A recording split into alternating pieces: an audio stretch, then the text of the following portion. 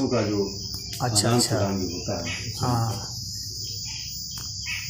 सांसों को अगर हम अनुभव करने लगते हैं तो हमको लगता है महाराज जी हमारी जो हमारे मस्तिष्क के विचार हैं जो भागते हैं वो स्थिर होने लगते हैं। हाँ जैसे जैसे हम सांस को अपने अनुभव करने लगते हैं तो हमारे लगता है कि विचार एकदम ही खत्म होने लगते हैं और एक ऐसे क्षण आते हैं कि विचार ही नहीं रह जाते हैं। यही तो असली हमारे ध्यान का पराकाष्ठा है। सांस जब धीमी बहुत होती जाएगी, बहुत धीमी होती जाएगी, विचार भी मन पड़ते जाएंगे, अंत में बंद हो जाएंगे। तो जैसे हम लोग कहते हैं कि आप यानी जो अतिरिक्त सांस होती है ना, अतिरिक्त सांस होती है जो अतिरिक्त एनर्जी पैदा करती है वही विचार पैदा करती है। अगर आपकी एनर्जी घटने लगेगी तो शरीर विचार को नहीं पैदा करेगा, क्योंकि शरीर के लिए महत्वपूर्ण नहीं है, इसीलिए शरीर विचार को बंद कर रहा है। अगर हमें सांसों का अनुभव है तो हमारे बात भी जो निकलेंगे वो एक दूसरे तरह के भाव में निकलेंगे। हाँ नहीं, वहाँ पर जो मैं कहना चाह रहा हूँ उसको समझो कि विचार जो है हम लोग के लिए मुख्य चीज़ नहीं है, गौण चीज़ है। इसीलिए शरीर जो है जब सांस धीमी पड़ती है बहुत तो विचार को बंद कर दिया जाता है। जब आदमी मरने लगता है तो देखोगे कि उसके विचार बंद हो जाते हैं, क्योंकि वो विचार महत्वपूर्ण है। शरीर जो महत्वपूर्ण अंग है उसको बचाने में लगता है। देखना महत्वपूर्ण नहीं है इसलिए आँख बंद हो जाती है, सुनना महत्वपूर्ण नहीं है इसलिए सुनाई नहीं पड़ने लगता है। जो व्यक्ति मर रहा होता है तो सुनाई नहीं पड़ता है, क्योंकि ये महत्वपूर्ण उसके लिए है नहीं। जो शरीर का सबसे महत्वपूर्ण अंग है, सांस सिर्फ उसके लिए है। हाँ, अतिरिक्त सांस होगी तब फिर इन लोगों को दिया जाएगा। तो विचार जो है वो अतिरिक्त में, जैसे कभी कभी सांस अंदर जाती है, कुछ रुकती है, फिर आती है बाहर। हाँ, वो क्षण जो है, हाँ, जो रुकती है वह बहुत महत्वपूर्ण क्षण होता है। उस क्षण को निराकार का क्षण वही होता है। तो वो जो क्षण होता है वही तो उनको लगता है कि लोग कहते हैं कि उसको आनंद की, परम आनंद की अनुभूति। उस क्षण को ही जो पकड़ता है, उस गैप को जो पकड़ेगा, जबकि कुंभक है, वो कुंभक है, उसे हम छोड़े तो वो रेचक हो गया, और जो लिए तो उसको पूरक कहते हैं योग की भाषा में, और जो रोकते हैं उसको कुंभक कहते हैं। तो जो अपने आप ही कुंभक होता है, स्वतः जो रुक रहा है, हाँ, तो उस क्षण को, कुंभक को पकड़ लेना ही योग का सबसे महत्वपूर्ण चीज में से एक है, महत्वपूर्ण साधना है। कि छोड़ते समय मेरे वो अंदर तक जा रहा था, उस समय कोई विचार नहीं बनता, नहीं कोई सुन रहा था, उस समय कुछ नहीं बनेगा, आप कुछ बोल नहीं पाएंगे, कुछ भी नहीं आपकी। हाँ, और उस समय जो है ना, उस समय किसी को, उस समय कोई ऊर्जा भी नहीं दी जाएगी, उसमें ऊर्जा का भी क्षेत्र नहीं होता है। वो हमको लगता है कि ऊर्जा पर्याप्त उस समय रहती ही है। उसमें ऊर्जा का क्षेत्र नहीं होता है। वो उस समय ही आप ऊर्जा से बाहर निकल सकते हैं। ऊर्जा के खेल से, ऊर्जा का खेल माया का ही खेल है, सूक्ष्म से आप बाहर निकल सकते हैं। उस समय ही बाहर निकल सकते हैं जब वहाँ ऊर्जा का खेल नहीं चल रहा है। वो शुद्ध चेतना जो है ना वो वहाँ पर है, तो वहाँ से आप निकल सकते हैं बाहर कुंभक में। इसीलिए केवल कुंभक का बहुत महत्व दिया गया है। केवल कुंभक जो प्राणायाम होता है, वो करिए तो सुनेंगे। केवल कुंभक का बहुत हो रहा है। केवल कुंभक का बहुत महत्व होता है। सिर्फ कुंभक को अगर हम पकड़ेंगे, इसका मतलब केवल कुंभक पर हमारी चेतना जा रही है, और वहाँ से फिर जो है, हमको लगता है महाराज एक बार अगर इंसान वहाँ तक पहुँचता है तो फिर वो इस दुनिया का जो चक्र है आता है, जैसे फिर आया, लेकिन वो उसको बहुत प्रभावित नहीं कर पाता। फिर उसका नजरिया बदल चुका होता है, नजरिया बदल चुका है, उसकी चेतना बदल जाती है ना। फिर उसको हर पल, जिसे लोग कहते हैं सहज भाव, जो सरलता उसकी होती है, सांसों की जो उसकी, वो सामान्य सांस को भी अपने देख रहा, अनुभव कर रहा है, तो उसका जो क्रोध है, मुझे लगता है क्रोध भी खत्म होता है, मोह भी खत्म होता है, उसकी लिप्सा भी खत्म हो जाती है, उसकी सारी चीज़ें हमको लगता है कि नगण्य हो जाती है, नगण्य। ये सब प्राकृतिक चीज़ें हैं ना, ये सब सांस से जुटी हुई है, नेचुरल है। हाँ, सांस से जुटी है। तो जब हम सांस से हट गए, हाँ, तो सांस से हटने का दो है, या तो सांस को बहुत धीमा करते चले गए तो उससे जो है सांस मतलब इतना धीमा कर दिए कि एनर्जी अतिरिक्त है नहीं कि उनको दिया जाए इन भावनाओं को प्रकट होने के लिए। तो एक तो वो है, दूसरा है कि हम कुंभक को पकड़ लिए, और जब कुंभक को पकड़ लिए तो वहाँ से हम निकल गए, तो हम ऊर्जा के क्षेत्र से ही बाहर निकल गए। तो वह जो अवस्था है ऊर्जा क्षेत्र से बाहर निकालने के लिए वो केवल कुंभक जो है वो समाधि है, बहुत उच्च स्तर की है। तो उसको योगी लोग उसको पकड़ते हैं, उसी को पकड़ने के लिए कहा गया है ध्यान साधना में, केवल कुंभक को। और केवल कुंभक दो तरीके से होता है। एक तो ये है कि जब सांस जो रुक रही है वहाँ से अब फिर थोड़ा गैप हो रहा है फिर हो रही है। एक और होता है कि सांस जब आप इतनी धीमी कर दिए कि लगभग वो नहीं के बराबर हो गई, तो वो पूरा का पूरा जो है वो कुंभक ही हो गया। यानी सांस जब एकदम इतनी कम हो जाती है कि वो आपके विचारों को और आपकी भावनाओं को, आपके दुख को, आपके दर्द को ऊर्जा नहीं दे सकती है, तो उसको भी कुंभक ही माना जाता है। तो वो शरीर को चला तो रही है, लेकिन शरीर के सबसे महत्वपूर्ण अंग है वे ही चल रहे हैं, बाकी सब जगह जो है ना वो विघटन शुरू हो जाता है। शरीर उस वक्त जो है ना शरीर खाने लगता है शरीर को ही खुद, क्योंकि ऊर्जा उसको आ नहीं रही है, तो वो शरीर को ही खाना शुरू करता है। इसीलिए जो है साधक धीरे धीरे पतला हो जाएगा, दुबला हो जाएगा वो, और उसके शरीर में उतना ही मांस रहेगा जितना से तो शरीर का सबसे जो महत्वपूर्ण अंग है वही जिंदा रह सके,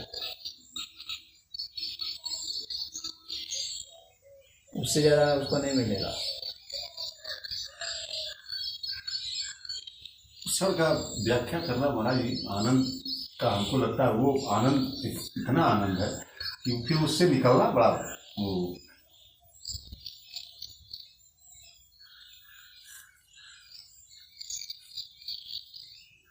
उसी आनंद का एक्सप्रेशन ये प्रकृति का सुख है और दुख है। सुख और दुख ये दोनों ही जो है ना, सांसों का अनुभव होने लगता है तो दुख कम होने लगता है। हाँ, अगर आप नेचुरल सांसों को अनुभव करने लगे तो हमको लगता है कि दुख तो नगण्य हो जाता है। शरीर के भी दुख आपको एहसास नहीं कराते हैं, शरीर में भी दुख है तो आपको एहसास नहीं कराता। हाँ, सांस की लंबाई जितनी ज़्यादा होती जाएगी और आपका सांस पर ध्यान जितना जाता जाएगा तो उतना ही दुख खत्म होता जाएगा।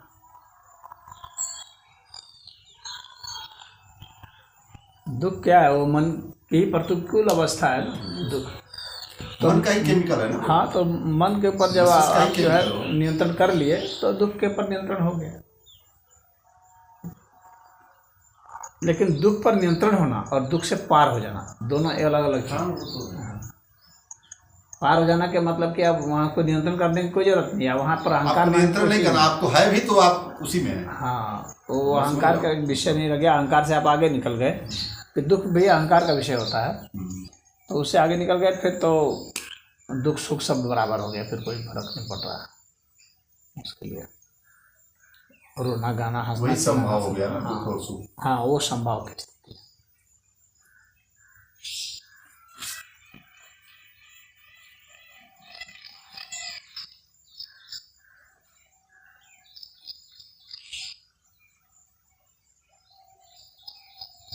इस संभाव को तो भगवान ने योग कहा है।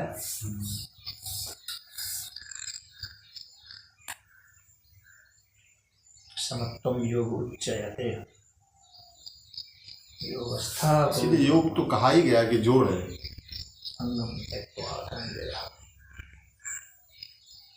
सिद्धि असंभव समो भूत्वा समत्वम योग उच्चयते। समो भूत्वा भगवान ने कहा है सम हो जा,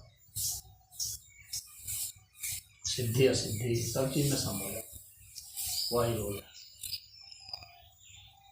तो उसमें वैर किसी से नहीं होता है, न दुख से वैर है, न सुख से वैर है, न किसी से। सिर्फ दुख दर्द से भी उसको कोई शिकायत नहीं होती है, क्योंकि उसको भी वो ईश्वर का ही स्वरूप मानता है ना।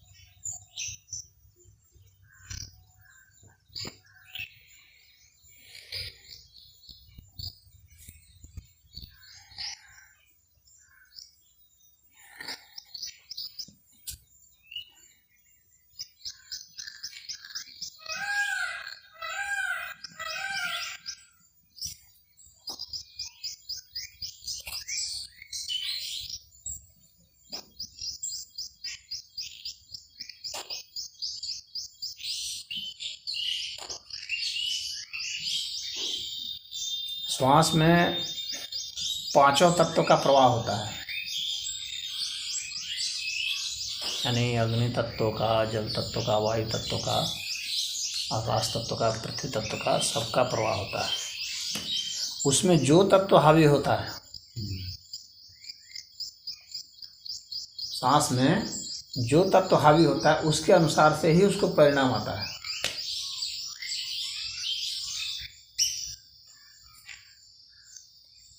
जैसे पृथ्वी तत्व अगर हावी है सांस में, तो उसके शरीर में भारीपन आएगा,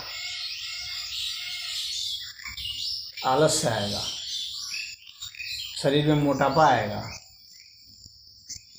और भारीपन से संबंधित जितने रोग हैं वो होगा।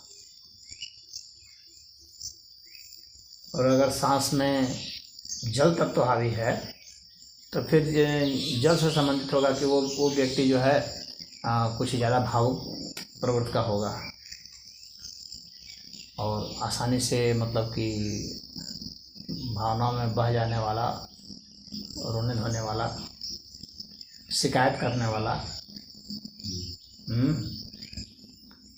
और तब उतना स्थिर स्वभाव का नहीं होगा, चंचल स्वभाव का होगा। बहुत चंचल नहीं होगा लेकिन फिर भी चंचल होगा, पृथ्वी तत्व वाले के मुकाबले में चंचल होगा। उसका शरीर बहुत भारी नहीं होगा लेकिन थोड़ा फूला फूला वाला शरीर होगा। सूजन जिसको कहते हैं। तो जो मनोरोगी हैं और जो सूजन वाले हैं या जिनको कैंसर वगैरह हो जाता है, जल तत्व वाले हैं, जलोदर रोग हो जाता है, इन्फ्लामेशन हो जाता है, वो सब वैसे ही लोग जिनका जल तत्व हावी होता है। और जिनका वायु तत्व हावी होगा सांस में, तो वो बहुत ही ज़्यादा विचारशील लोग होते हैं, और विचार बहुत ज़्यादा करते हैं और बहुत ज़्यादा बोलते भी हैं, और बहुत जल्दी जल्दी भी बोलते हैं, और बहुत तेज़ चलते भी हैं। उनके चलने की गति बहुत तेज़ होती है, और पतले दुबले होते हैं, मरियल टाइप के होते हैं। और उनको वही सब समस्याएं वो सब होंगी बहुत ज़्यादा, गैस से संबंधित समस्याएं।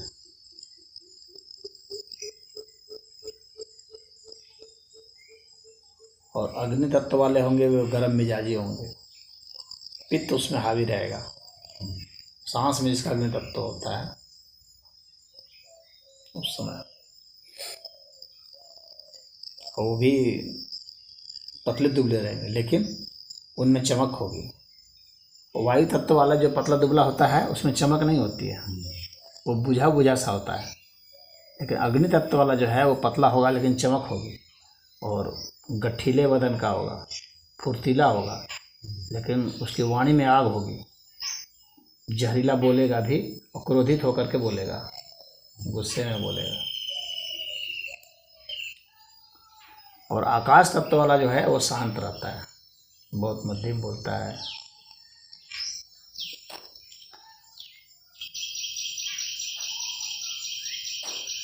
कम बोलता है, उसका भी शरीर पतला दुबला होता है।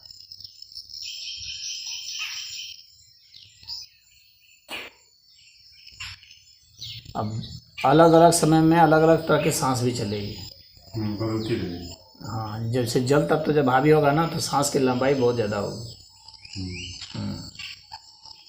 और सांस सबसे नीचे चलेगी, नीचे गति होगी। और वायु तत्व जो होगा तो उसमें तिरछी होगी, अग्नि तत्व में ऊपर होगी, मतलब सांस छोटी हो जाएगी और ऊपर की ओर हो जाएगी। आकाश तत्व में तो सम रहेगा। तो सांस की लंबाई के हिसाब से भी नापा जाता है, और सांस की गर्मी से भी कि कौन सी मतलब कौन सा तत्व हावी है, कि गति क्या है, उससे भी उसको भी देखना पड़ता है। और उसके हिसाब से अगर उसको परिवर्तन कर सके तो प्रकृति में अपने हिसाब से कुछ जो है परिणाम उसके फेवर में आ सकता है, जो वो चाहता है वो आ सकता है परिणाम। जैसे मान लो कि जब जल तत्व हावी है उस समय अगर वो युद्ध करेगा तो नहीं जीतेगा, जब अग्नि तत्व हावी है उस समय युद्ध करेगा तो जीतेगा। किसी शुभ कार्य को करने चला है तो जब अग्नि तत्व है तो उस वक्त वो नहीं सफल होगा, जब जल तत्व है उस समय ही सफल होगा, उस सांस में जब शुद्ध करेगा। तो ये सांस का पूरे अस्तित्व के साथ कनेक्शन है, इसीलिए उसका परिणाम उसके अनुसार आ जाता है, जो इसी को वो फील करता है। और आकाश तत्व जिस समय हावी है उस समय ही योग की सिद्धि हो सकती है। जिस समय पृथ्वी तत्व, जल तत्व, अग्नि तत्व है ना, उस समय यदि आप योग ध्यान में बैठे हैं तो आप सफल नहीं होने वाले हैं। आप सफल तभी होंगे जब आकाश तत्व होगा। और आकाश तत्व का मतलब हो गया कि जब दोनों नाकों से सांस चल रही है, दोनों नाकों से चल रही है, छोड़ रहे हो, हाँ, तब आकाश हो जाना। हाँ, दोनों नाकों से चल रही है तभी आप योग में सफल होंगे, योग ध्यान में सफल होंगे। नहीं तो आप बैठे रहिए, आपको पता ही नहीं चलेगा। हाँ, सांस का वो फिर वो नहीं पता चलेगा, सफल नहीं आनंद नहीं होगा ना, आनंद की अनुभूति आपको बैठे बैठे बैठे उसका फिर वेट करना पड़ेगा। ऐसी स्थिति जबकि आप जो है आकाश तत्व जब शरीर में आ जाए, जब दोनों नाक से सांस चलने लगे तब तक आपको वेट करना होगा। तो उसके लिए आपको 2.5 घंटा 3 घंटा तक वेट करना पड़ सकता है। अगर ये ऐसी प्रक्रिया शुरू हो जाती है महाराज जी, जैसे अब दोनों नाकों से सांस आना जाना, तो क्या फिर अगर आदमी का फिर समय लगेगा? हमको तो नहीं लगता कि समय लगता है। जैसे आपने कहा ना 2.5 घंटा उसको वेट फिर करना, क्यों 2.5 घंटा लगेगा? जब दोनों नाक से सांस चल रही है उसमें तो आकाश तत्व तो है ही उसका, तो वो उसके लिए हमेशा नेचुरल हो जाता है, वो तुरंत प्रवेश कर जाएगा ना, तुरंत प्रवेश करेगा। हाँ, तुरंत प्रवेश कर जाएगा, नेचुरल हो जाता है। उसमें क्या है, उसमें प्रवेश, उसमें भी क्या है, थोड़ा सा फर्क होता है। जैसे दोनों नाक से सांस तो आ रही है लेकिन बराबर सांस नहीं आ रही है। हाँ, एक नाक से कुछ ज़्यादा है, एक नाक में कम है। हाँ, तो जब वही बराबर हो जाती है और एक में जैसे आप छोड़ रहे हैं, घर्षण कर रहे हैं, और आने जाने का जो आवाज़ें हैं, जो उसके अनुभव हैं, दोनों के हमको लगता है कि समानांतर चलने लगते हैं। हाँ, समानांतर चलेंगे, समानांतर चलने लगते हैं। तो वही हमको लगता है कि फिर जो समानांतर जा करके रुकता जब उसमें एकदम ठीक वो एक ही सांस आती है जो पूर्ण रूप से ठीक बराबर होती है। और उस समय जब एक ही सांस आ रही है तो क्या है कि उस समय ब्रह्म नाड़ी खुल जाती है। जैसे जब दोनों नाक से सांस आ रही है ना तो सुषुम्ना नाड़ी खुली हुई है, जागृत है। लेकिन जब दोनों सांस बराबर है तो उस समय ब्रह्म नाड़ी जागी हुई है और वो एक सांस होती है। यानी ब्रह्म नाड़ी सिर्फ एक सांस भर का जो समय होता है उस उतने में तक ही जागृत होती है। अब जो साधक है उसको उस एक सांस को पकड़ना होता है कि जब ठीक दोनों बराबर हो जाए। और उस समय भी वो जब ठीक बराबर हो जाए तो उस समय भी क्या है कि उसमें भी जो कुंभक है उसको पकड़ना होता है। हाँ, वो एक ही से जाती है और छोड़ती दूसरे से, और वो रुकती है, फिर वो प्रवेश करती है, फिर वो आती है, फिर रुकती है, फिर जब छोड़ते हैं तभी वो कुछ क्षण के लिए वहाँ रुकती है।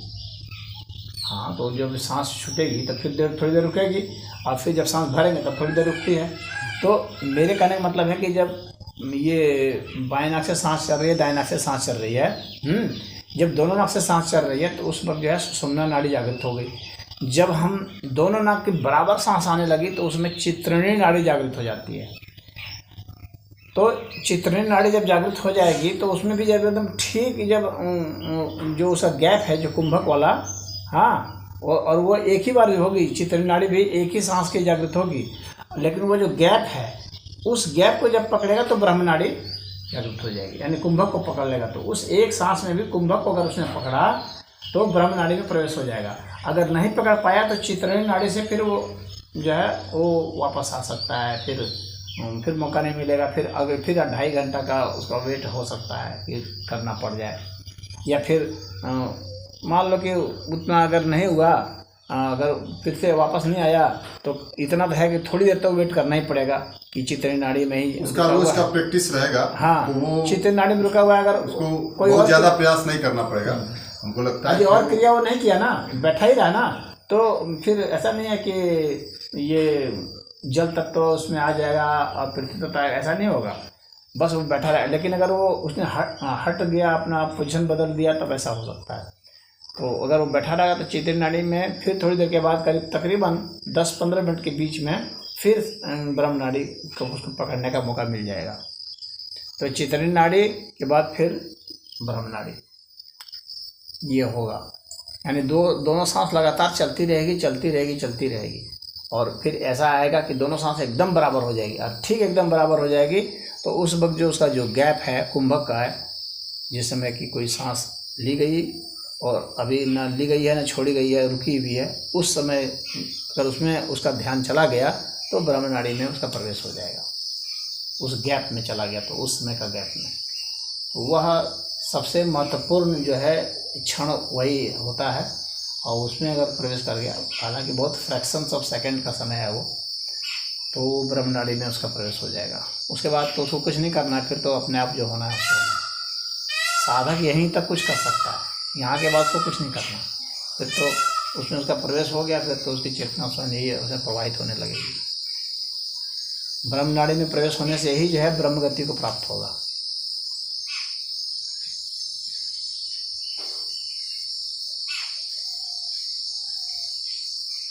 तो ये जो है ये कुंडलिनी जागरण का ये रहस्य है, बहुत सूक्ष्म रहस्य है। सांस के मतलब इस ध्यान में बैठना है कि आपकी कुंडलिनी जागृत हो रही है, आपको ब्रह्म नाड़ी में प्रवेश कर जाना है। तब जो है पूरा जीवन हम लोग बिता देते हैं, उस चीज़ को समझ नहीं पाते। हाँ, जब इस रहस्य को जो नहीं जानेगा तो फिर गड़बड़ा जाएगा। वो खाली ऐसे बैठे रहने से थोड़ी में वो भागता फिरता रहता है और जगह जगह भी जाता है, उसको फिर वो उससे मुक्त नहीं होता। हाँ, वो खाली दौड़ने से इधर उधर भागने से खाली थोड़ी होगा। बाहर से कुछ एक वातावरण तो मिल सकता है, बस सहयोगी वातावरण, समय के लिए उसको सहयोग मिल सकता है। हाँ, सहयोग मिलता है उसमें वातावरण से, और समाज से भी सहयोग मिलेगा। नेचुरल उसको कुछ सहयोग शरीर के लिए मिलता है, लेकिन यह जो है अनुभव देने वाला भी कोई होना चाहिए उसको ना, कि भाई ऐसे ऐसे आपको करना, इस तरह से करना, तब जा करके उसको होगा। या तो फिर वो खुद ही शोध करे बैठ करके, प्रैक्टिकल करेगा। हाँ, खुद ही शोध करेगा एक चीज़ों को। हाँ, तो काफ़ी लंबा समय लग सकता है। खुद ही करेगा, खुद ही प्रयोग करके आदमी जा सकता है, ये बात नहीं है कि नहीं जा सकता, लेकिन समय बहुत ज़्यादा लंबा उसको लगेगा। उसमें आसान हो जाता है, कोई बताने वाला होगा कि नहीं आपको ऐसे ऐसे करना है, तो वो समझ जाएगा कि हाँ मुझे किस तरह से। अब फिर कितने लोग हैं जो पोजीशन बदल लेते हैं अपना शरीर का पोजीशन बदलेंगे तो तब तो बदल जाएगा तुरंत ही, ये जान लेना। इसीलिए एक ही शरीर के एक ही पोजीशन पर स्थिर बैठने के लिए बताया जाता है।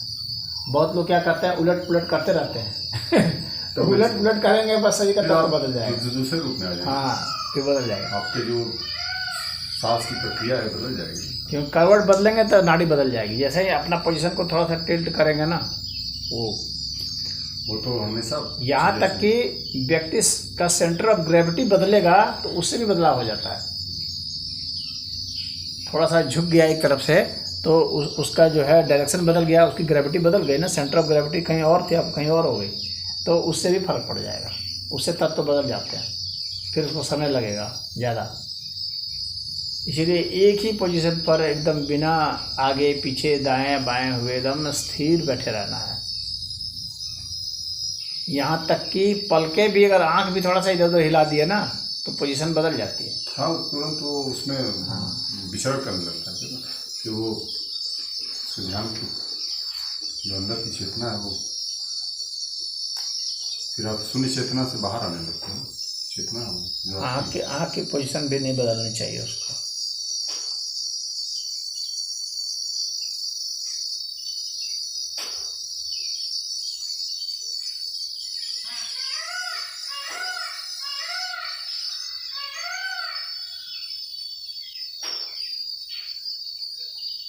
असल में कुछ जो है ना, उसके कर्मों के संस्कार इस जन्म के भी और पीछे जन्म के भी रहते हैं, जिसके कारण वह ऐसा नहीं कर पाता। यानी वह ना उस तरह से बैठ पाएगा, ना उस तरह से सोच पाएगा, ना वैसे लोगों से मिल पाएगा, ना वैसे स्थान को मिल पाएगा, ना उसका जो है परिवार का माहौल वैसा होगा कि उसको वह स्थिति दिलाए, ना समाज का वैसा माहौल होगा कि उसको वह स्थिति दिलाए।